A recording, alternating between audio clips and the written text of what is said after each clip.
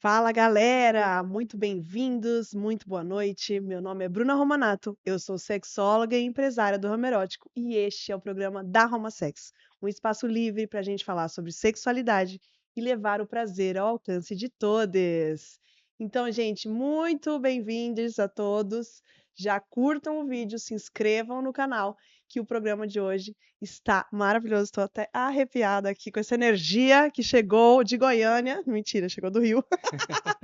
Mas muito obrigada, estou com ele, Gabriel Coelho, o Biel Coelho, né? O pessoal chama assim também, Sim. que é mestre em psicologia da PUC, especialista em conjugalidades e demandas não monogâmicas. Então, acompanhe esse programa que vai ser maravilhoso. Estou muito feliz. Obrigada por aceitar o meu convite também.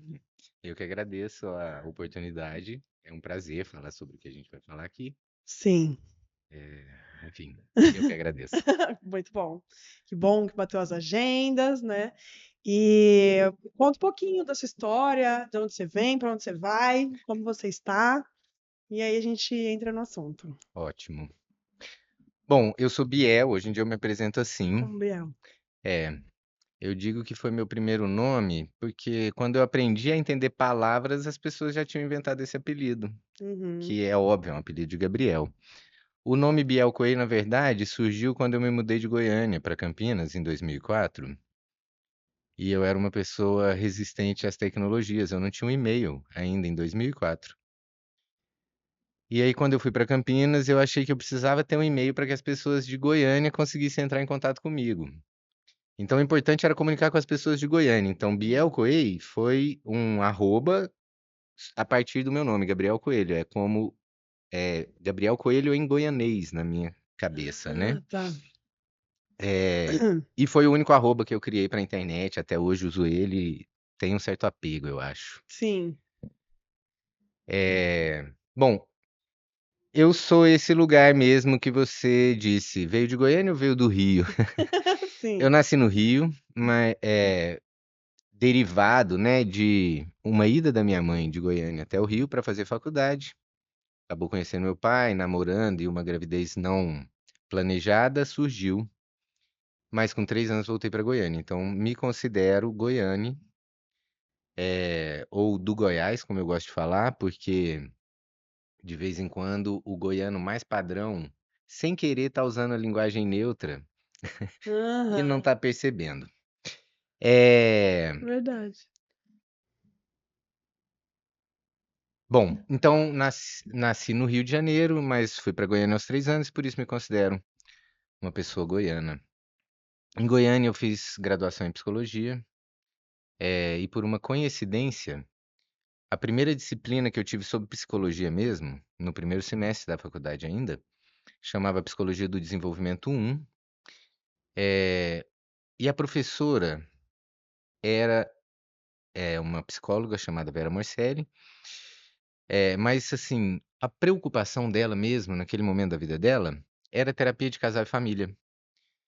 Nessa disciplina, que a gente estudava o desenvolvimento psicomotor de crianças de 0 a 3 anos, ela pediu um trabalho de final de curso que era uma observação, um relato das observações.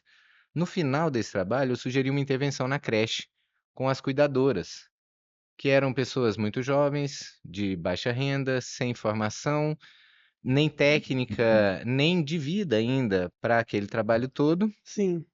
e ela adorou e quis, então que eu fosse estagiário dela para implantar isso, e comecei a estudar terapia de casal e família. Desde o primeiro semestre, ela me incluiu no grupo de estagiários dela. Já no primeiro semestre, rapidamente eu estava dentro da sala de atendimento, numa dinâmica bem primeiro mundo, eu digo, porque a gente tinha atendimento em equipe, coterapia, né, 2 terapeutas dentro da sala. Eh, e quando eu vi esse universo, eu não era muito vinculado às ideias de família, não era muito romântico já, eu não tinha, assim, uma crítica à monogamia exatamente, mas eu me sentia um pouco descolado desse lugar. Eu resolvi estudar com esse grupo, porque a estrutura de estágio era muito incrível e estava aberta para mim desde o primeiro semestre. Lá eu comecei a gostar muito de trabalhar principalmente com hoje eu chamo de conjugalidades, né, na época eu chamava de casal. Sim. Eh, Junto com isso, na minha vida paralelamente, eu era artista de circo. Nessa época da graduação, eu fazia números na rua, no sinal de trânsito, e trabalhava em alguns eventos, festas de empresa, coisas desse tipo. Quando eu fui fazer meu mestrado em Campinas, a minha vida artística deu uma um up, vamos dizer assim. Eu cheguei a atuar como artista de circo como primeiro lugar da minha vida. Morei no circo, várias coisas. E nesse ambiente artístico eu tive as primeiras vivências que hoje eu chamo de não exclusivas. Na época eu ainda não tinha um nome para dar. Uhum. Uma das pessoas com quem eu mais me relacionava, assim, que a gente poderia dizer que era minha relação central nessa situação, tinha ganhado de uma ex-cunhada o livro A Ética do Amor Livre, que em inglês é o The Ethical Slut. E era essa referência que a gente tinha, né? A tradução em português usa o termo amor livre, então acho que de alguma maneira a gente acabava usando esse termo como referência. Nessa época eu achava que isso era uma sorte que estava acontecendo na minha vida, que ia acabar em algum momento, eu ia voltar para a vida normal, e desenvolver para um casamento, família tradicional e etc. Mas rapidamente eu vi que a coisa era mais séria, que era mais identitário para mim. Mesmo que eu concorde que não monogamia não é sobre identidade, é sobre prática, mas assim, eu tinha uma identificação muito com aquilo. Então comecei a construir, vamos dizer assim, uma identidade não monogâmica e junto com isso meu consultório começou a se abrir para essas demandas, que hoje toma conta dele em 100%, assim. Muito legal. Atendimentos, praticamente todos eles. Claro, em psicologia a gente sempre fala sobre tudo, mas as pessoas acabam me buscando por causa da não monogamia. E eu divido meu trabalho entre atender indivíduos, conjugalidades ou grupos. Eh, Tenho um tesão, talvez, muito grande em conjugalidades, assim. Sim. E aí, porque eu geralmente falo assim, quando que, né, a não monogamia te picou, né, aquela coisa que você... E aí, no final, você veio de vários lugares, né, quer dizer, o circo te proporcionou uma Sim, vivência e esse grupo onde você começou a estudar e também gostou, né? Não sim, foi meio que caiu de paraquedas, mais ou menos, mas falou assim, não, isso aqui tá fazendo sentido, sim, vou ficar nisso aqui, vou estudar isso aqui, isso é muito bom, sim, né? Porque geralmente, igual a maioria começa inclusive vamos falar sobre isso, né? Que a gente quer falar sobre meio liberal e não monogamia. O que aproxima e o que distancia, né? Onde as pessoas sabem, quem me acompanha, que eu venho do swinger, né? A porta de entrada que a gente fala, né? Onde o casal quer viver um relacionamento sexual com mais uma pessoa sem ciúmes. E aí, por enquanto, é só isso, sim, né? Aí, de repente, aí não, é só troca de casal, aí, de repente, meio liberal, a gente passou do swing para o meio liberal, aí do meio liberal, onde a gente falava que a gente não estava no meio, porque eu falava assim, as pessoas que estão no meio, elas estão repetindo o que alguém falou que dá certo, uhum, e não estão questionando. E a gente não está nesse lugar, porque a gente estava questionando muitas coisas, muitas regras, muitas coisinhas que não questionavam, que não funcionavam pra gente. E aí a gente falava assim que a gente estava numa nova camada. Então, nova camada liberal, não era meio liberal, porque a gente falava assim, quem está no meio está fazendo repetindo sim, o que alguém falou. E aí deu meio liberal, aí comecei a conhecer Brigitte Vassalo, uhum, né? Jenny Papos. E aí comecei a entender que, calma, tá tudo errado. Vamos para outro lugar. Esse lugar aqui não tá realmente performando. E aí essa preocupação é onde eu tinha desse ensino e entender e cair num milhão de fichas e chegar nesse processo onde falar assim, eu não estou ensinando nada na festa. Eu estou talvez filtrando e conseguindo falar que esse cara aqui ele não volta mais, mas em outra festa ele vai fazer igualzinho. Na minha não, porque eu performei de uma forma que ele vai ser ridicularizado, vai ser excluído e não vai ficar. Mas eu não estou ensinando, eu estou filtrando e eu queria o ensinar, o quem vai. E aí foi por isso que eu, não, então vamos parar de fazer festa, vamos fazer palestra. Sim, E que é onde eu consigo falar mais com essas mulheres, porque a minha preocupação sempre era o quanto essas mulheres estão seguras ou não. E querer cuidar na unha do público que estava aumentando, começou a ficar uma responsabilidade muito, né? sim, E aí foi mais ou menos isso, assim. sim. Olha, eu acho que a sua atitude não é não pedagógica. Uhum. Algumas pessoas não estão dispostas a aprender. A gente não pode ter a expectativa de que isso Que é vai ensinar. uma pretensão, né? Uhum. De que eu seja capaz de ensinar alguém que não quer aprender. Isso. E de todas as maneiras, no espaço que você cuida, quando você tira uma pessoa que está com um comportamento indesejado naquele espaço, você não, talvez não esteja educando essa pessoa, mas talvez você esteja educando o ambiente. O ambiente, sim. E eu penso que o ambiente é maior do que as pessoas. Por isso que a gente, ou eu, e acho que várias pessoas que pensam a perspectiva, como a minha eu não gosto de falar, né? Compartilhamos uma mesma perspectiva de não monogamia, que a questão é sobre estrutura, sobre espaço, né? Não adianta a gente apostar tanto nas pessoas, a gente vai cair no erro Uhum. meritocrático, é, porque o sujeito, o indivíduo, ele sempre vai ser mais fraco do que um sistema. Então é mais fácil ele se render a esse sistema do que ele resistir ou revolucionar. Então esse cuidado com os É, ambientes que a gente está, eu acho que ele é um primeiro cuidado mesmo, sim, sabe? sim. E até não sei se esse discurso da exclusão, a minoria que exclui, a gente viu agora a fala da Maria Rita Kell, né? Usando o termo lugar de fala, subver, é, não é uma subversão que ela fez, mas enfim, trazendo de lugar de fala para lugar de não fala, Hum, essa sugestão, né?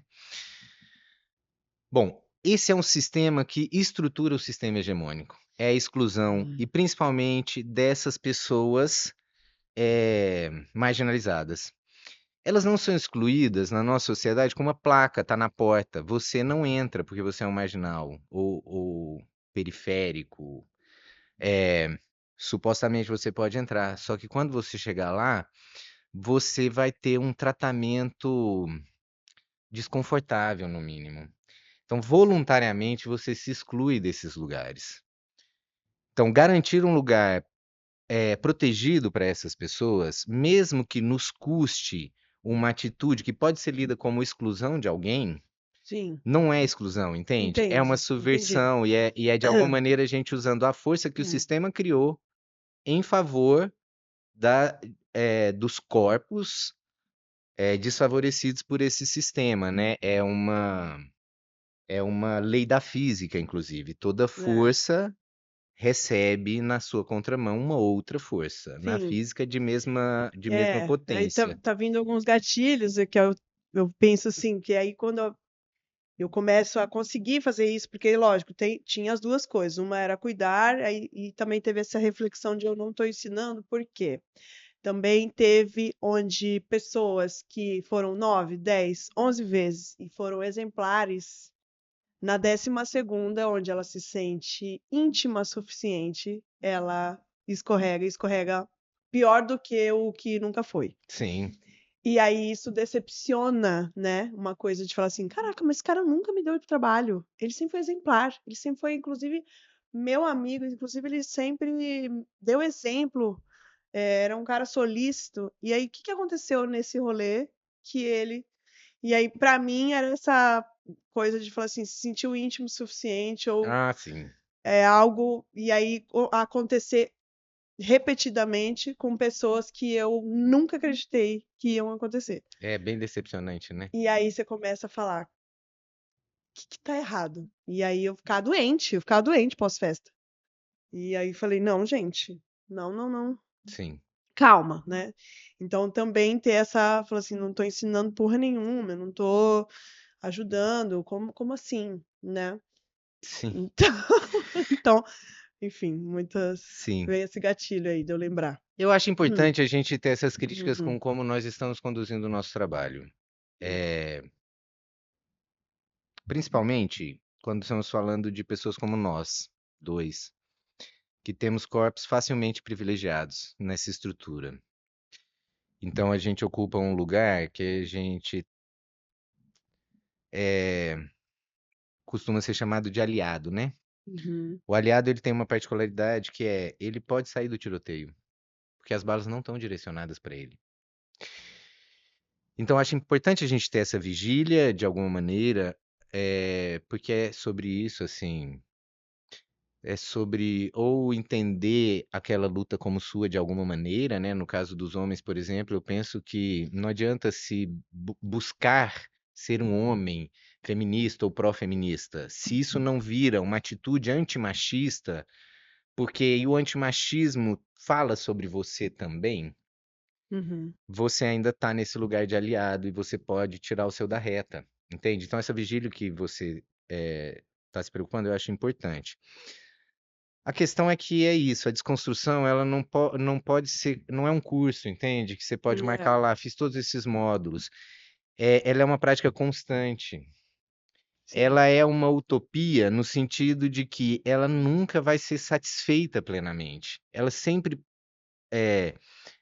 precisa estar sendo tensionada e construída, levada para novos lugares ou novas camadas, como você chamou. sim, Porque não tem limite, não tem um ponto. Entende? Quando um cara deixa de ser machista, eu penso que nunca. que nunca. E, inclusive, eu penso que no momento que ele acha que ele não é machista mais, é onde ele escorrega. A gente viu isso acontecer repetidas vezes com grandes influências, Sim, de verdade. masculinidade saudável aí. A hora Uhum. que eles acharam que eles estavam fora da bolha machista, eles iam lá e reproduziam um machismo absurdo Uhum. de uma maneira eh, escancarada, assim, tipo um ato falho grosseiro para uma pessoa que está o tempo inteiro, supostamente o tempo inteiro pensando Aí em você fala atitudes logo ele, antimachistas. é, É porque acreditou que não era mais um problema. E a gente não desvia de um obstáculo que a gente não vê. sim. Que aí vem a pergunta: quando deixamos de ser monogâmicos? Ah, sim. Né? Estamos entranhados nesse sistema, né? É difícil? É a Sim. mesma coisa. É, eu penso que é sempre sobre o primeiro passo, já que o último não existe. Sim, Então, eu penso que a partir do momento que você começa a perceber que tem coisas que não são sobre você nos relacionamentos, sim, porque o amor romântico, ele nos convence que existe uma alma gêmea pra gente. Então, duas coisas podem acontecer se um relacionamento tá ruim, vamos dizer assim. Ou não é a sua alma gêmea, ou você não é a alma gêmea da outra pessoa. E a gente fica nesse lugar meritocrático. É a pessoa certa pra mim, não é a pessoa certa pra mim. A partir do momento que a gente começa a sair desse lugar e pensar, essa pergunta que você fez, tem alguma coisa errada aqui. uhum, Mesmo que eu não entenda qual é, eu acho que a gente está dando o primeiro passo.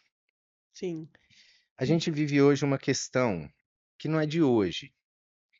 É, todo o sistema, ele tem que ter uma capacidade plástica, vamos dizer assim, uma certa flexibilidade, uma capacidade de se moldar, porque senão ele não perpetua ao longo do tempo. E a gente pode ver isso em todos os lugares.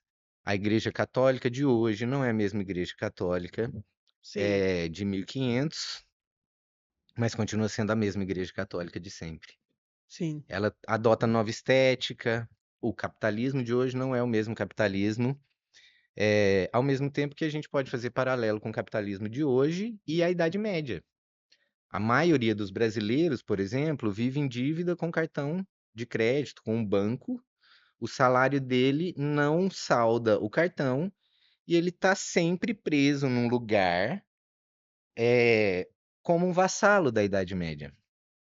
sim. Então, mudou-se a estrutura, mas mudou a realidade das Conheço. pessoas. Foi isso daí. né? Sim. Então também Hum, tem esse lugar que hoje hum. se não acho que é de hoje, mas neste momento a comunidade não monogâmica gira muito em torno dessa discussão. Sim. Você realmente rompeu com a estrutura É, ou a sua mudança é apenas uma atualização, a gente chama? isso. Legal. Então, não sei se eu vou te interromper, mas o que eu pode Que eu falar, acho que é pode falar. o tema que a gente pretende discutir Pretende aqui discutir hoje, hoje. né? E que eu acho que esse ponto de vista, assim, esse ponto de reflexão, ele é importante porque, tudo bem, você começou a questionar a estrutura, eu acho que você talvez já não esteja mais tão monogâmico assim. Isso, Mas é suficiente para aí, entende? exato. E é suficiente para quem também? Ou, não sei, Sim. até onde a nossa Uhum. desconstrução atinge também outras pessoas. Isso, legal. Aí eu tenho 2 pontos para falar. Um Uhum, é que a primeira pessoa que eu vi falando isso era algo que eu estava me incomodando nas descrições ou nos grupos onde a pessoa se apresenta uhum, e ela fala se ela é um não mono praticante ou uhum, não, e aí eu vejo você falar assim: "Gente, vamos parar com uhum, isso?". E eu falei: "Cara, é isso". Eu só não tinha falado essa frase, mas eu tinha pensado que aquilo me incomodava, e eu não, né. E aí você falou, eu da vivência que eu fiz com o Plínio, que eu falei: "Gente, primeira coisa, vamos parar, se a gente já está aqui, a gente já está buscando algo, não tem essa de praticante, ou é não mono ou não é, porque o ser não mono é ir contra um sistema, há coisas que não estão fazendo sentido. Então a gente vai questionar como? Não sei. Tem um mapa? Não tem. Mas só esse questionamento já te coloca num lugar. Não uhum, vamos ficar, eu sou mais, eu sou menos, eu tenho carteirinha do monogamo, do mono, eu não tenho carteirinha do não mono. Porque isso acaba excluindo. uhum. E aí eu achei sensacional quando você falou e comecei a botar isso na minha fala também. E aí a segunda coisa era, deixa eu pensar. Não sei, talvez eu lembre depois. Mas Eu vamos lá. acho importante essa reflexão sobre a Uhum. prática mesmo, né? Uhum. Sobre esse termo, inclusive. Eu sinto que ele existe por muitos interesses. Eu sinto que ele existe por interesses de pessoas que estão trabalhando com a não monogamia e querem agregar pessoas que estão ainda, vamos dizer assim, na dúvida ou não tenho tanta coragem. Então, calma, tem um lugar para você onde Isso, você não precisa pôr sua cara no sol desse tanto, isso. sabe? E você pode dizer que você é um não mono não praticante. É, Eu, E eu acho que tem outras maneiras de sermos uma comunidade acolhedora sem perder crítica, isso. Que aí entende? eu lembrei o que eu falei, que eu ia falar, é que era assim, como a gente começou do meio swinger e veio pra cá, e a gente foi se destacando, eu, Rodolfo, como assim vocês são tão pouco tempo e já são esse nível de casal, que era o que as pessoas falavam. E a gente vai se destacando, mas a gente vai mudando de lugar. Aqueles amigos lá do começo, eles ainda gostam da gente, mas eles falam: desculpa, eu não consigo mais ir na sua festa. Eu não Aham. quero ir até aí. Sim, Eu acho que legal até sim, aqui. Então é sim, consciente. sim, E aí eu sempre tenho essa coisa de falar assim, né? Às vezes a gente fala assim, poxa, mas ninguém mais vem mais na nossa festa. Aqueles lá do começo. Mas eles, um ou outro, vinha e falar: eu amo vocês, mas eu não consigo. sim, E aí cada um ter sua limitação. E aí eu falar, né? Conversar com o Rodolfo, falar assim: Rodolfo, vai vir quem tem que vir. Vai vir quem quer vir. sim, E isso não é ruim se ele ficou lá. sim, Faz parte do processo dele. sim, Mas a gente ter essa consciência de falar assim: poxa, mas por que que ele vinha tanto nas nossas festas e agora não vem mais? sim, Por que que aquele outro que a gente amava e não vem mais? Então veio, acompanhou quem quis acompanhar. Então foi bem no que sim, você falou, assim. sim. E aí não excluir essa pessoa, ter um lugar para ele. Ele tá no guarda-chuva. Sim, eu acho que é importante a gente entrar nessa ideia do Tá. conceito guarda-chuva. Uhum. É, eu acho que a palavra exclusão, ela é uma palavra central nas discussões sobre o sistema e sobre todo o movimento contra-sistema, contra-colonial, é o termo que eu mais gosto hoje, porque a gente já entendeu que não existe um sistema. O capitalismo, ele não é um sistema sozinho. Uhum. Ele precisa da heteronormatividade, ele precisa de outras coisas. O machismo não é uma força sozinha, apesar de que ainda seja muito difícil para muitas pessoas aceitar que machismo e monogamia é tipo irmão gêmeo. Nasceu junto e anda de mão dada o tempo inteiro. Sim. Então, esse é um pacote de sistemas coloniais. Coloniais por quê? Porque eles nos colonizam, né? Quando a gente vai ver, por exemplo, as questões dos homens, eles estão querendo hoje saber: eu tenho mesmo esse tesão que eu sempre achei que eu tivesse? Isso é meu? Muitos, né, que estão nesse caminho. E é importante pensar, né, na exclusão, por quê? A exclusão é a maneira que o sistema se mantém. Então a gente pode ver em todo lugar, por exemplo, você criança, se não quisesse comer uma maçã, sua mãe ia dizer para você: ai, você não quer comer uma maçã, mas tem tanta gente pobre aí que não tem nem comida para comer. E aí já começa a criar em você o medo de ser periférica, marginalizada. Você não vai ter. Uhum. Você aceita o salário baixo porque tem 5 pessoas querendo menos que você. Então, a exclusão é a maneira. Se você não quiser estudar, seu pai estiver passando na rua, vai apontar para um mendigo, um morador de rua, e vai falar assim: ó, se você não estudar, você vai ficar assim. É assim que você aprende a se submeter ao sistema, para não ser excluído. Quando você resolve que você não vai mais se submeter, é justamente isso que vai acontecer com você. O sistema vai te excluir. Mesmo pessoas que te amam. Vai ser difícil para elas lidar com você, porque elas vão precisar, de algum tanto, bancar o seu posicionamento político. Sim. Entende? Sim. Quando eu comecei a andar com as pessoas do circo, muito antes de querer discutir sobre machismo, um amigo meu cantava uma musiquinha quando eu estava perto dele. Era assim: ele é viado, mas é meu amigo. Por quê? Porque era um mundo muito cheio de homossexuais. E às vezes nem tanto, de pessoas que não exatamente performam um padrão. Usa colã, homem que usa colã, porque, enfim, Usa você faz cropped. Eu sempre trapézio. falo isso. Sempre falo sobre isso, que eu amo homem de cropped, cabeludo. É, sim, enfim, então o sistema tem, e essa é uma questão. É, o monogâmico, o não monogâmico, não praticante, ele pode usufruir da não exclusão, entende? Porque na comunidade monogâmica ele pode só ficar calado. Não é uma pauta dele. Ele muitas vezes diz: ah, eu não entendo muito do assunto ainda. Ele desvia da reta. É, E aí, nesse lugar, a pergunta é: do que você está abrindo mão? Como assim você está se sentindo capaz de lutar contra o sistema e não percebe que o sistema está te excluindo? Ou você não percebe, ou você não está lutando. sim, Porque essa luta não vai sair assim. Ele não vai ouvir calado o seu grito que seja. sim, Então gira pesado. muito em torno sobre isso, né? Hum. No, na última reunião do grupo de homens que eu tive, a pergunta que eu deixei para esses homens é: vocês estão dispostos a bancar o que o sistema vai cobrar de você para você sair desse lugar? Ele vai te cobrar. E você vai ter que pagar esse preço se você quiser sair. É, E até onde, né? Isso é uma Sim, coisa importante de se reconhecer. super. Até teve uma pergunta que até falei assim, vou pelo tempo para tem muitas perguntas, mas olha a pergunta.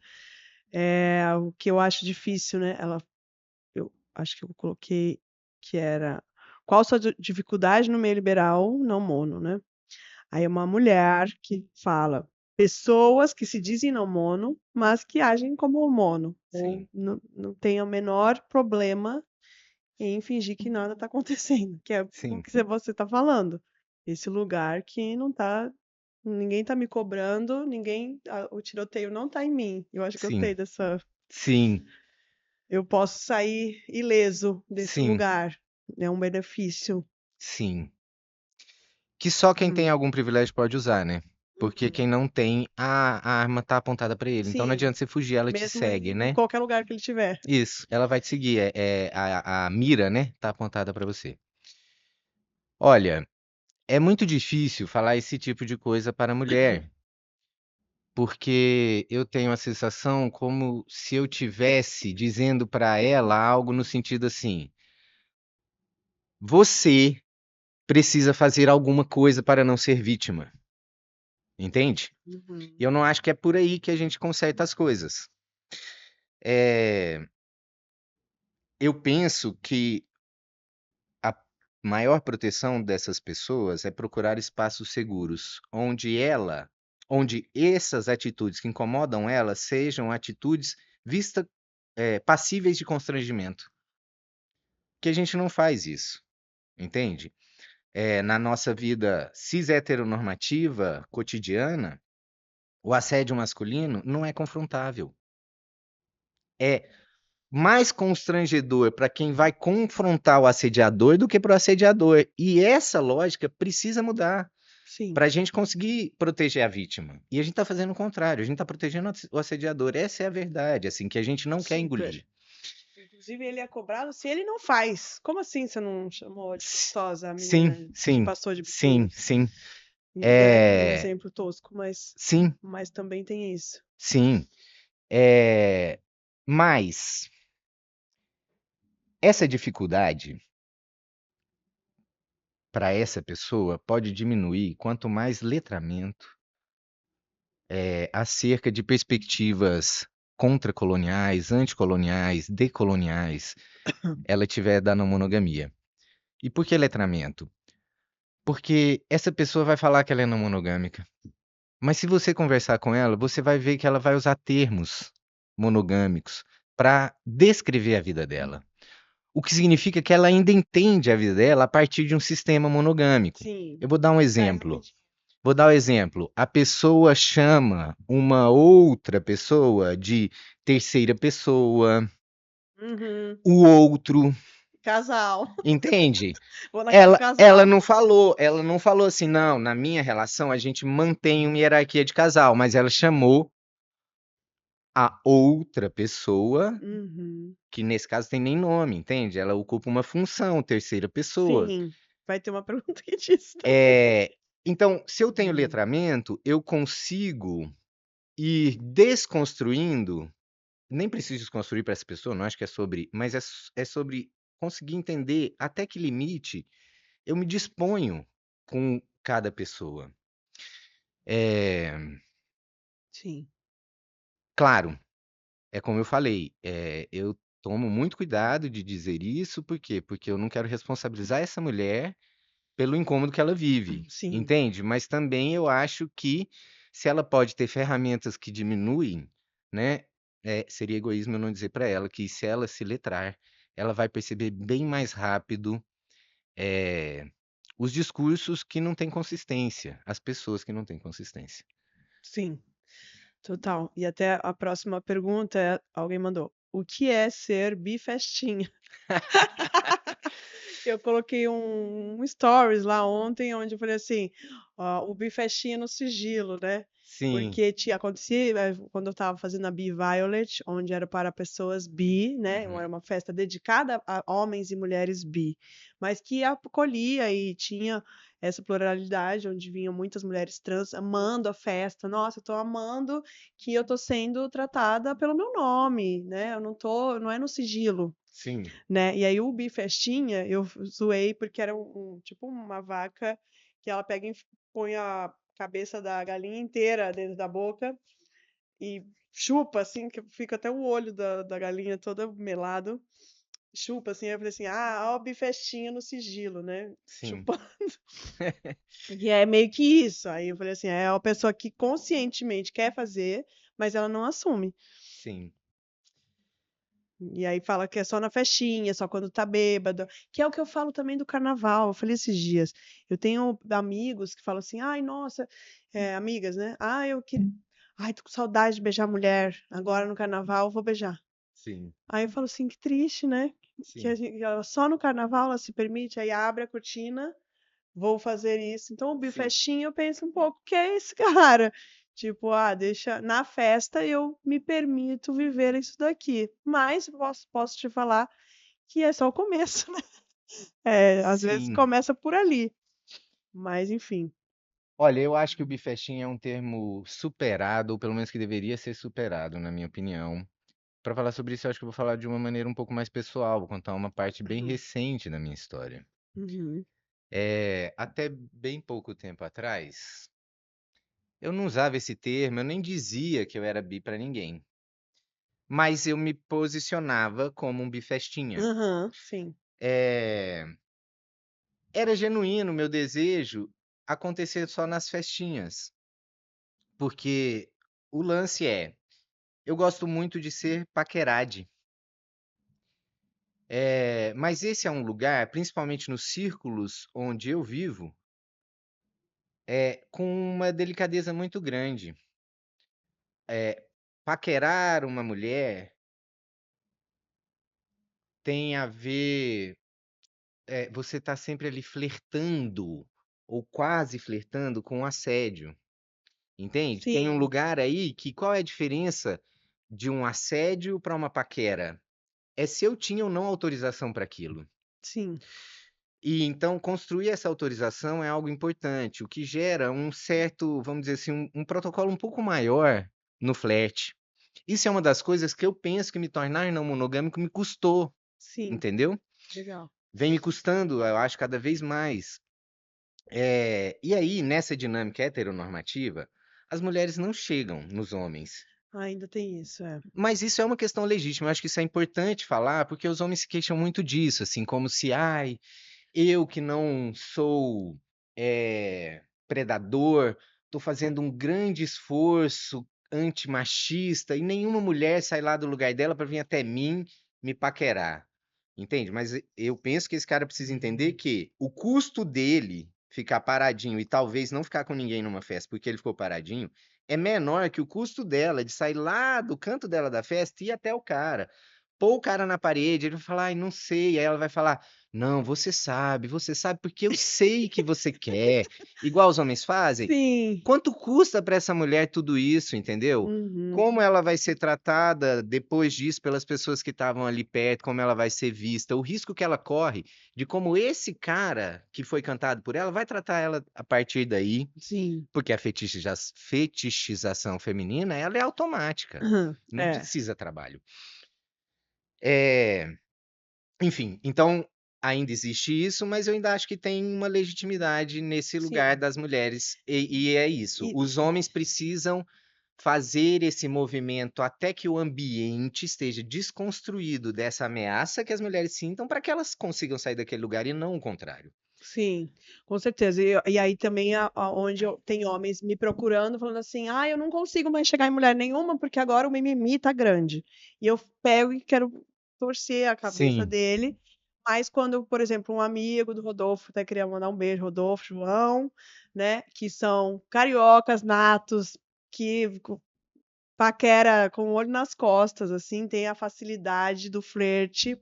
Mas aí começa a andar com a militante, o Bruno Romanato, Homosex, e aí começa a ir, tipo assim, tomar umas na cabeça, né? De calma aí, calma aí, calma aí, de errar o nome da mulher, a mulher vem falar, você não sim, tá, não sei o quê, e barará, e aí várias coisas, e aí eles entrarem num lugar de pelo menos ter que pensar antes de fazer, porque é tudo muito, né? sim, É automático. E aí, de repente, não, espera aí, deixa eu perguntar, posso tocar? Deixa eu sim, perguntar. E isso mudou grandiosamente deles, inclusive, ganharem mais espaço ainda com essas mulheres, porque antes, pelo engraçado, pelo seu, o cara, né, o showman ali, ele já ganha visibilidade do cara engraçado, a mulher gostar mais, né? Fala assim, me faz rir do que uhum, e aí, de repente, ele ainda ter um cuidado, sim, aí ele ganha sim, disparado. sim, Então, assim, isso, né, ainda erra pra caralho, mas assim, eu sim, vejo que eles conseguiram algumas coisas assim de conviver comigo, eu ir no aprendendo, e as mulheres que andam comigo também dão o feedback de falar assim, isso aqui não, isso aqui sim. E aí eles começarem a pelo menos perguntar: eu posso, antes de pegar e falar, antes de eu pegar e tocar, antes de eu pegar. Gente, é pra tudo, né? Coisas Sim. que às vezes. Eu acho que talvez se a gente conseguisse, tinha que ter um eu posso para eu posso, entende? É, sim. Porque, por exemplo, no meio liberal, mudando para isso, se um casal começa, duas pessoas começam a interagir, os solteiros vêm com o pau pra fora na hora. E tem que ter o eu posso Sim, ficar te olhando com o pau pra fora. Eu posso só ficar te olhando. Eu posso. Então, tem vários eu posso antes, sim, onde não existe essa pergunta, né? sim, Então, aí, essa reflexão eu fui aprender lá no swing e eu ainda estava achando que era normal. sim, Aí, de repente, eu começo a questionar. Aí, de repente, né? sim, Então, é isso, é começar a olhar para as coisas que são corriqueiras, que a gente não percebe e acha que é normal. sim. Hum. Só para concluir sobre o bifestinha, né? Então, nessa coisa de Hum. gostar de ser paquerado, eu comecei a perceber que eu era paquerado, eu era passivamente paquerado por boys. Aham. E alguns deles me chamaram a atenção, assim, pela maneira, pelo jeito que eles me fizeram me sentir, assim. Eu brincava assim, não, é porque boy chega muito apaixonadinho. As mulheres não, né, assim, você precisa construir essa paixão com elas primeiro. É Sim, outra, não é que é ruim, é outra é dinâmica. outra dinâmica. Bom, então eu nem me apresentava, mas de repente eu percebi que dessa maneira eu estava reforçando uma ideia de heteronormatividade, que não era verdade em mim. Reforçando, ainda mais eu estando me posicionando, tendo esse lugar meio influencer, comecei a pensar, gente, eu estou reforçando uma coisa que, inclusive, que me faz mal, porque nesse processo, teve algo parecido com o que você descreveu, entendeu? Meus amigos, muitos, ou a maioria dos amigos homens, principalmente, foi ficando mais distante. Uhum. Às vezes sem ver muito, às vezes com, assim, sem perceber foi distanciando, outros com situações mais atrito, sabe? E aí foi me forçando por um outro lado, até que de uma vez eu rompi e falei, não, gente, peraí, eu sou bissexual, já tem tempo, Uhum. eh, isso não precisa ficar escondido, porque, enfim, ai, você não é tão bissexual quanto sei lá quem, não é É. sobre isso. E é muito mais revolucionário se posicionar em relação à heteronormatividade como uma pessoa bissexual. No caso, hoje me assumo como uma pessoa não binária, Uhum. que para mim vai um pouco além disso, mas foi me aceitar como bissexual que me permitiu olhar para esse lugar, porque aí é a pergunta que você fez sobre a não monogamia, a gente pode fazer sobre qualquer lugar, né? Que hora que você deixa de ser uma pessoa hétera? Que hora que você deixa de ser uma pessoa cis? Sim. Porque essa rigidez que a gente acha, né, que esse sistema, que você tem que ser algo, ou isso, ou aquilo, Sim, e aí a pessoa que ela é bi, e eu tenho falado isso, e eu também passei por isso, de não, eu sou. Mas eu não existia esse nome bifestinha na época. Mas era a mulher que começou a incomodar as amigas, de ai, a Bruna tá muito lésbica, pegando mulheres na festa. E afastamento, de repente, não, ser bi, fala que você é bicuriosa, era bicuriosa, né? ah, sim, Fala que você é bicuriosa, porque bi é falar que é bi é feio. O cara que eu namorava me ensinou isso. E aí, quando eu consigo romper com ele, que eu entendo por que é feio. Por que é feio? uhum, Né? E aí ir mudar essa cabeça e aí assumir. E aí, hoje em dia, eu vejo quando as pessoas falam assim, mas se eu ficar uma vez só, eu sou mulher, ficar uma vez só com uma mulher, eu já sou bi. Já! não, Vamos se parar! você sentiu vontade e não ficou, você já pode se considerar bi. Eu Isso! talvez seja bi há muito antes, Ai, porque na minha porque a gente tem adolescência, essa sim, heteronormatividade e também a quantidade, que quer medir na régua, mas você gosta mais de qual? Aí eu falo, eu sim, não sei a régua. Depende do dia. Depende do dia, eu tô mais assim. Depende do dia, sim, eu quero pegar casal. Depende do dia, eu quero pegar todo mundo. Depende do dia, eu quero pegar ninguém. sim, E a gente fica nessa de tem que se sim, performar sempre do jeito que você falou que você é, sim, né? sim, Muito chato isso. sim, E aí vamos para outras perguntas, senão a gente vai ficar só nessa. sim. Mas é porque foi muito boa. Só uma palavra Aham. é que uma Hum, coisa que pode ajudar as pessoas que estão exatamente nesse lugar, do não ser nenhum nem outro, é porque se hum, você não é nenhum nem outro, você tem uma sensação quase como se você não é. uhum, tá. E essa é uma sensação angustiante. Não sei se a gente resolve essa angústia, assim, eu acho que a gente resolve essa angústia quando a gente encontra pares tão parecidos que a gente se sente pertencente, e aí a gente começa a ter referências, Uhum. mas eu penso que só o fato de saber que sim, você vai sentir angústia e tá tudo bem, assim, tá tudo bem, né? Não é uma É, normalidade sua, sim, sim, facilita um tanto, né? é. Aqui outra pessoa falou assim que o que acha difícil é manter a saúde emocional. Ah, bem-vindo. Outro pedindo indicação de single, a gente vai pular esse povo. Sou uma tarada tímida. Os mais desinibidos se atiram na bagunça antes. E eu não sei me incluir. É. É, bom, sobre saúde emocional, a primeira pergunta que eu sempre tenho é assim: realmente você acha mais fácil manter a saúde emocional na monogamia? Por quê? Uhum, E o uhum. porquê é muito importante nesse lugar. Fora isso, eu acho que assim, a gente já tem o pacote. Busque uma rede de apoio que se identifique com o seu movimento.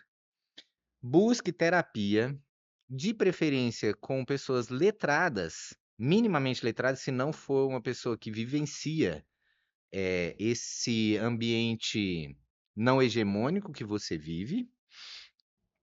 É, e letramento, né?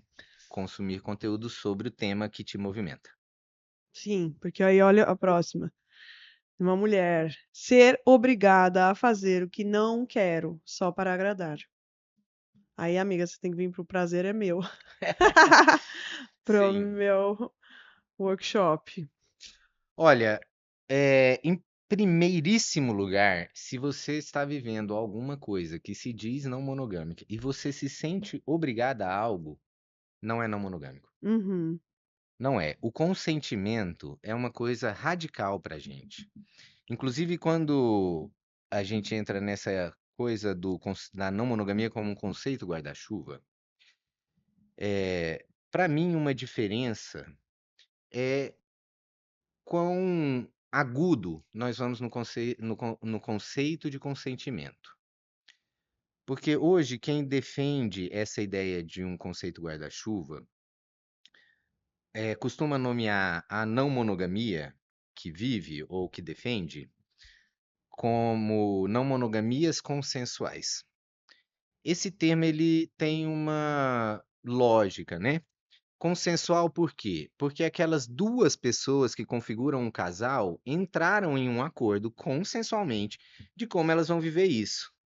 Ah, então a gente vai no carnaval e beija na boca das pessoas no carnaval.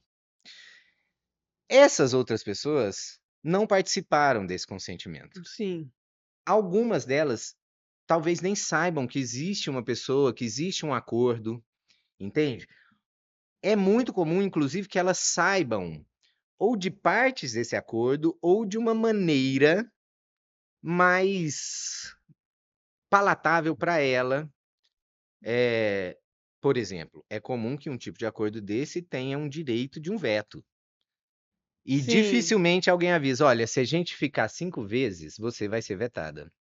Ou tipo, se a pessoa, Não pode se o meu repetir. parceiro se sentir incomodado, você vai ser vetado. Hum, Se de repente, depois que a gente tirar a roupa, descobrir que o seu pau é maior que o dele, não dá mais. sim, Essa pessoa não vai saber disso previamente, talvez não vai saber disso posteriormente. Ela simplesmente vai ser vetada.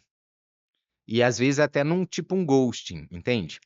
exato. E o problema todo começa quando só duas pessoas entraram no acordo consensual. E a terceira, inclusive, é chamada assim, justamente porque ela não tem esse lugar de discussão aqui, Isso. tem o direito de dizer apenas tudo bem ou não, isso é demais para mim, sem nem sempre saber todo o acordo que ela está se envolvendo, inclusive. E principalmente, mesmo que Exato. ela saiba, ela não teve opinião. Eu vi muitos posts até, a galera tá falando assim, não vá pro carnaval, não abra sua relação no carnaval antes de ler esse post. Isso me preocupa muito, porque o que é que a galera tá querendo só no carnaval, né? E aí, olha essa pergunta aqui, que agora a gente foi para as anônimas. Uhum. Encerramos as que as pessoas assumiram e agora as anônimas. O que me incomoda é que meu namorado quer me obrigar a fazer coisas mesmo eu não querendo. Qual é a sua opinião? Ele diz que eu tenho que morrer para a minha vontade nascer, para a dele viver. Ele diz que tenho que morrer para a minha vontade nascer, para a dele viver. Olha, Bom, eu não que preciso pessoa. falar, ele já falou, né? É, você tem que É, morrer. Ela tá dizendo isso. isso é, a gente poderia chamar isso de um assassinato subjetivo? Uhum. É, Amiga. e tem uma questão aí absurdamente patriarcal, certo? Porque o desejo é dele. Não monogamicamente, pensando assim, a gente poderia dizer o quê? Ela não tem desejo sobre isso, ele pode ver o desejo dele. Sim, Não precisa ser através dela. Ser através dela é uma violência. Eu considero esse tipo de atitude uma atitude abusiva, no nível estupro mesmo, assim, sim, entende? total. Hoje o movimento feminista pautou muitos avanços sobre o que a gente entende que é abuso. A geração do meu pai, por exemplo, o termo abuso marital, eu acho que ele nem existia, entende? Ele nem era construído. Então tinha essa ideia de que a partir do momento que uma mulher casou, ela é propriedade do marido e ele tem direito sobre o corpo dela. Se tá com dor de cabeça, toma um remédio, a gente transa, problema. Ainda assim, se tomar um remédio, né? Porque às vezes nem precisa disso. Então, é uma reprodução desse lugar na não monogamia, entende? E é Sim. sobre isso que a gente discute. Não monogamia não é só sobre transar com mais pessoas, mesmo que eu pense que se há proibição disso, nós temos aí uma É. questão, entende? Se há proibição do trânsito livre da sexualidade de qualquer pessoa, temos um lugar aí, mas não é sobre isso. É principalmente sobre como essas relações se dão. E se elas se dão numa consensualidade quase absurda, um termo que se usa muito é honestidade radical, franqueza radical. Percebe Uhum. que tem esse radical, radical? Entende? Aí é levar isso às últimas consequências. Que aí a gente volta no lugar do bancar. Porque quando eu Isso. levo às últimas consequências, eu manifesto meu desejo para você com essa honestidade toda, eu te dou pleno direito De sair de correndo. conhecer e falar: nossa, peraí, dessa cor eu não gosto. Sim. Entende? E aí eu não quero isso, eu quero. Mascarar É, até. exatamente. Pôr ali um filtrinho para você ver da cor que você gosta, porque eu tô preocupado é no resultado e não no processo. Então é sobre o processo, é sobre como se relaciona. Sim, como vai falar, como vai comunicar. Que aí veio mais um, ó. Minha esposa é careta, não curte nem tem vontade de experimentar nada novo. Que eu acho também que as pessoas elas não se conhecem antes de casar. Ela pode só estar satisfeita, É, ser sim. feliz, só É. isso, Eu talvez. tenho muitos homens, aí eu sou cuckold, meu sonho é cuckold, eu só assisto pornô de cuckold, meu sonho é ser cuckold, e ele casa com uma mulher que não é Sim, hot wife. E aí ele fica falando pra mim como que eu faço pra convencer a minha mulher. E eu falo, gente, mas se casou antes de falar isso pra ela. Tipo, né? é. Me Tem per... alguns que ainda conseguem, viu? De colocar e na hora que ela vira hot wife mesmo, ah, agora eu gostei desse lugar. Aí ele vem de novo em mim, e agora eu tô preocupado, eu vou perder ela. Eu falei Sim, assim, mas não é um pouco, amigo, contraditório? Não era você que queria que ela fosse isso daí? Então, olha os problemas. sim, mas é que ele queria que ela fosse hot wife dele. Não que ela fosse uma hot wife, ela, Ela, entende? isso, porque existe a hot wife que ela é mandada, eu quero que você faça isso, e existe a hot wife que eu falo que existem duas, né? Que é ela que gosta de humilhar e fazer essa submissão com o marido. Mas enfim, não vamos entrar muito nesse, senão a gente vai ficar para sempre falando. Sim, No Hot Wife Code é o que mais tem, né, no meio liberal. Mas, enfim, a esposa estar satisfeita e o casal tem a necessidade de achar que os fetiches precisam ser vividos juntos. sim, E, né, eu acho muito importante. Eu e o Rodolfo até repetitivo aqui, mas é onde ele gostava do Glory Hole e eu não. E vá viver o Glory Hole. E foi um momento onde o Rodolfo despertou para a sexualidade, para tudo. Eu estou vivendo meu fetiche que antes eu achava vergonhosa, eu não tinha coragem de assumir. Quando eu assumo, eu sou recebido de uma forma que eu sinto que eu sou normal, que tá tudo bem. E aí ele transcende como sim, pessoa, como homem, como tudo. sim, Porque ele podia viver o fetiche dele abertamente, né? Então as sim. pessoas falavam, mas cadê o Rodolfo? Mas cadê o Rodolfo? Tá Não, e para lá. além disso, o fetiche pode ser dele. É para É ele. pra Ele ele. que ele que tem aquele A gente desejo, teve um. entende? Então, ele se satisfazer e não, sabe, ter um Eu cheguei intermediário ali para eu fosse isso. um dia ver, aí eu fui e falei assim, realmente não é. Não foi legal, eu fiquei no celular, assim, não é pra mim. Sim, Mas beleza, né? sim. Mas nessa questão, a gente bate de novo naquela coisa do que custa. E eu Aham. penso que existe um elemento que é importante a gente, assim, a gente nomeia ele muito, mas eu acho que a gente nomeia ele às vezes num lugar um pouco deslocado, no sentido assim de traduzir mesmo para as pessoas, né? Para mim, ser não monogâmico envolve várias coragens ou ousadias. E toda pessoa que busca ser não monogâmico vai pagar algum preço. Uhum. Vários, na minha opinião.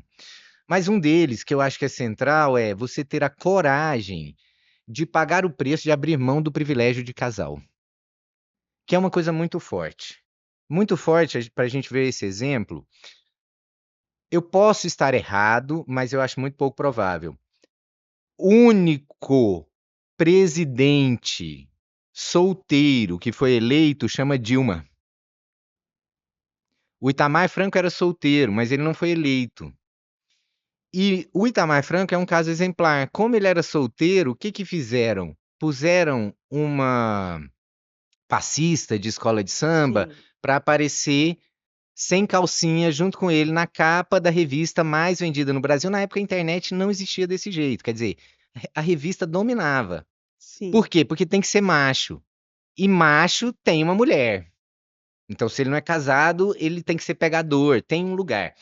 sim. Então, o privilégio de casal abre E eu muitas tenho até portas. uma coisa, porque eu, Bruna, eu sou homossexo, eu sou a sexóloga, mas aí a gente, quando separa o ex-casal homossexo, a gente perdeu parcerias. Sim, Né? E sim, tem um outro grande casal aí que eu não vou falar, mas o pessoal sabe que é um grande casal que também é influencer aí do meio liberal. E eles separam e perdem muitos parceiros. sim, Então é o casal acima sim, de tudo. sim, E isso é bem sim. E aí, nessa coisa de complicado. proteger o casal, muitas pessoas que estão abrindo relacionamento pensam que viver as experiências juntos é mais fácil. E isso pode ser uma grande ilusão, porque você vai ter que dar conta de ver a outra pessoa sentindo prazer, de ver a outra pessoa se apaixonando, Uhum. entende? O que é mais fácil, eu nunca sei, eu acho que é sempre para cada um, mas assim, parece que é muito óbvio que é mais fácil viver junto. Por quê? Porque nós estamos nessa cultura de que em casal tudo é mais fácil. E não Sua é, vida gente. vai se resolver Gente, se você só estiver em entre dois tá casal. muito pouco. Sim, Só sim, entre dois falta muito, sim, né? E sim, e outra coisa, só um detalhezinho assim em relação ao fetiche, que ele não é fixo.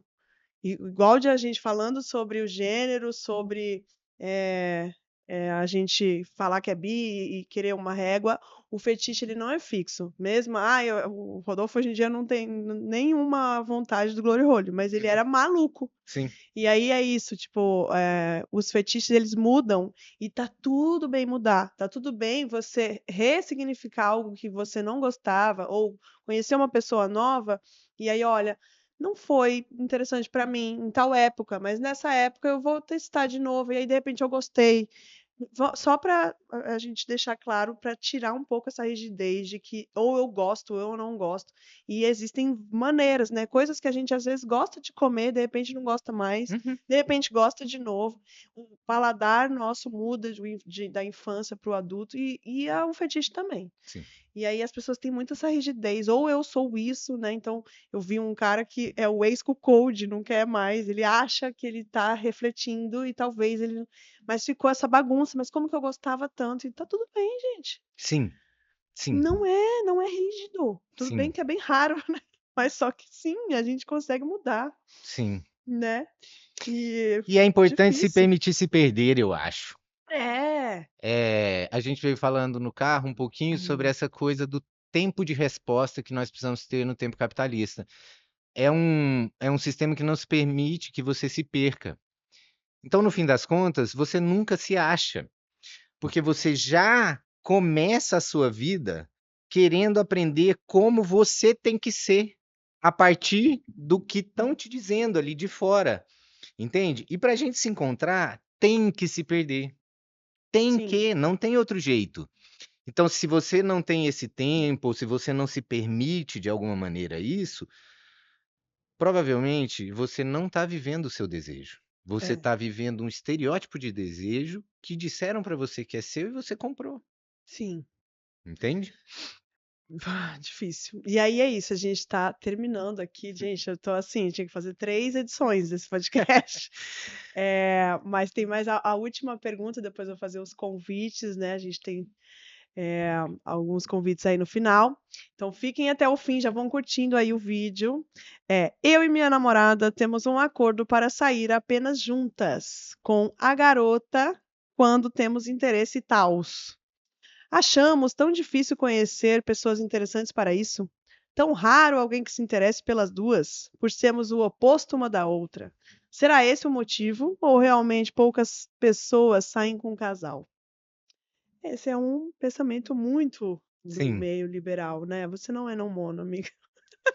Tudo bem. É,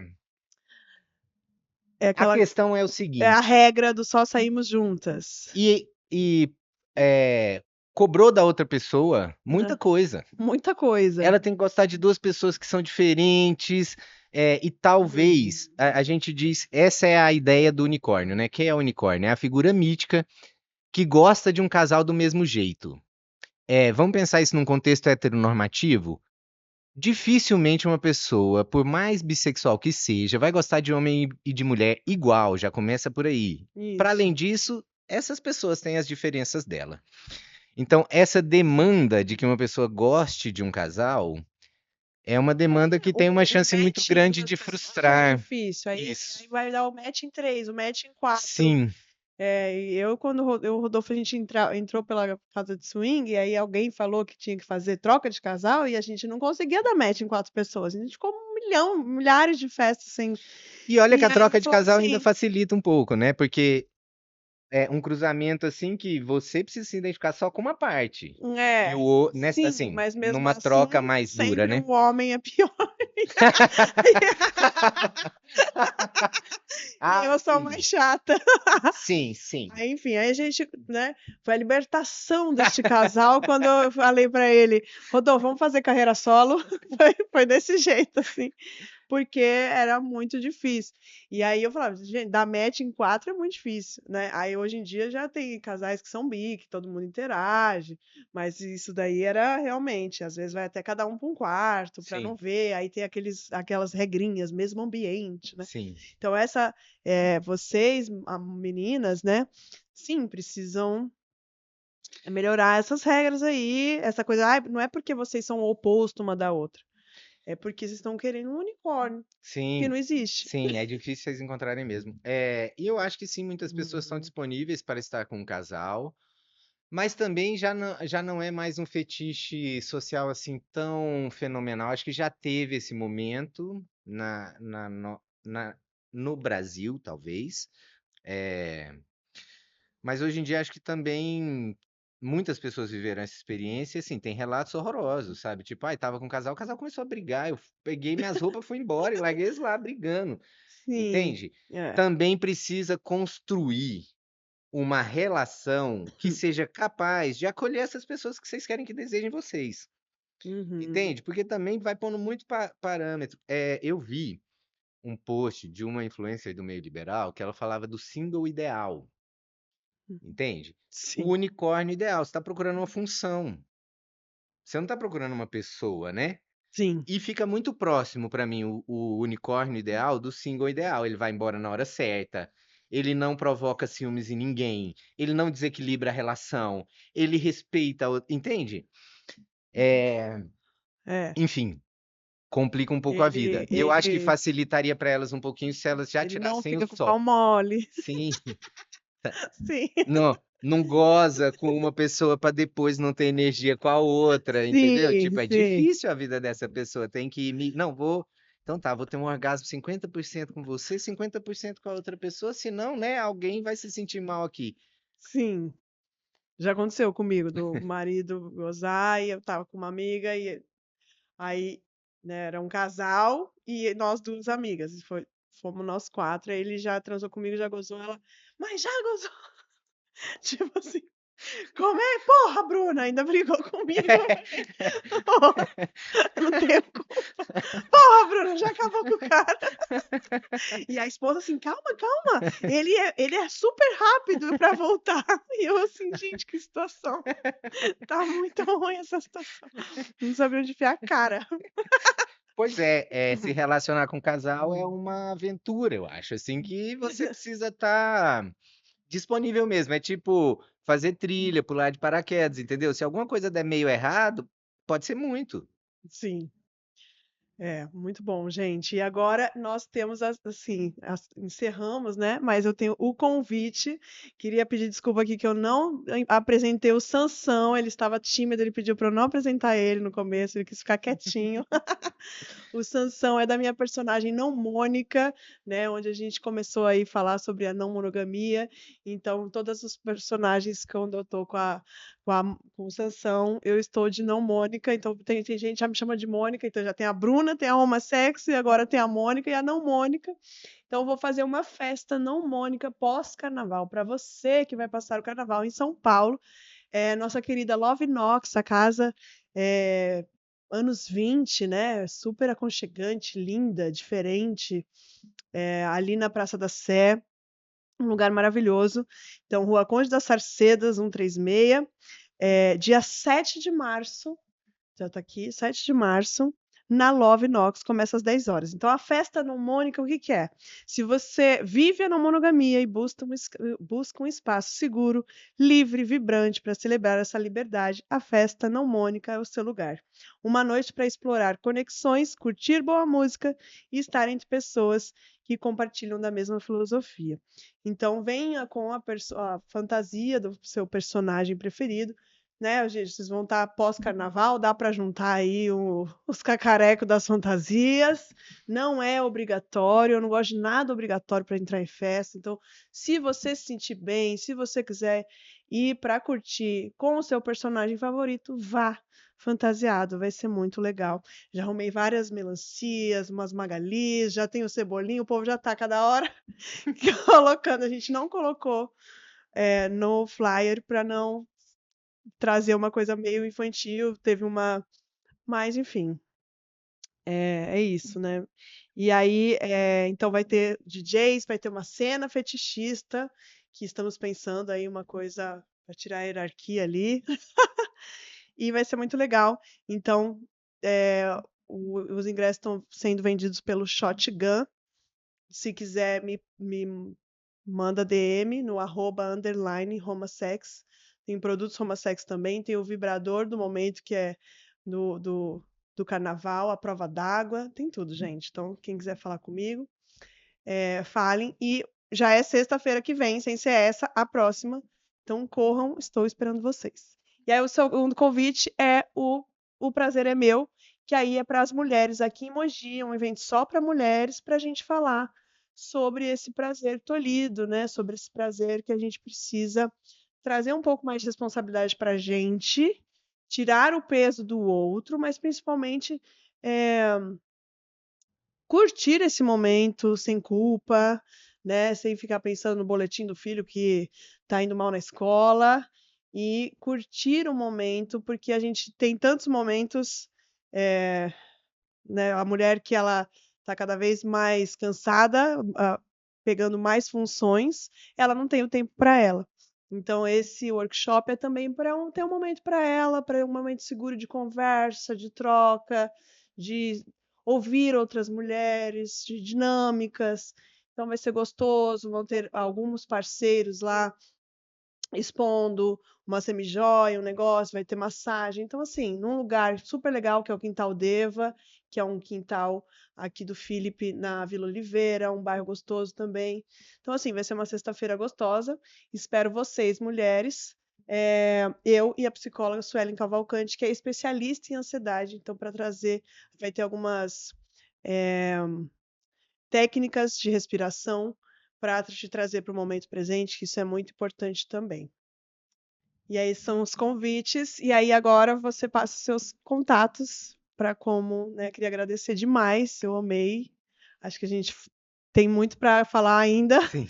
E me passe contato da Andrione, quero muito que ela venha aqui Ah, sim. também. Na verdade, a gente já se falou, Uhum. mas estamos nessa negociação. Ele falou assim, ó, o duro é achar a agenda. Sim, Né? Você sim, foi mais rápido que conseguir do que ela, mas sim. enfim, ainda estamos nessa busca aí. Mas ela é muito aberta. É que realmente me parece uma pessoa que está numa fase da vida que faz muitas coisas, né? Uhum, Acho que ela tem plano de publicar 2 livros esse ano, se não me engano.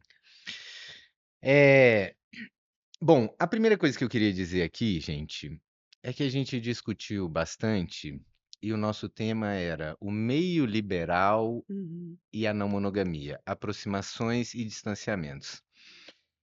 E eu acho importante ressaltar que nós estamos discutindo o meio liberal e não necessariamente as pessoas que estão uhum. ali. Sim. Por quê? Uma pessoa não monogâmica pode frequentar um ambiente, uma casa de swing, quer dizer, não monogâmicos frequentam o swing? Não vejo nenhum problema necessariamente nisso, Isso.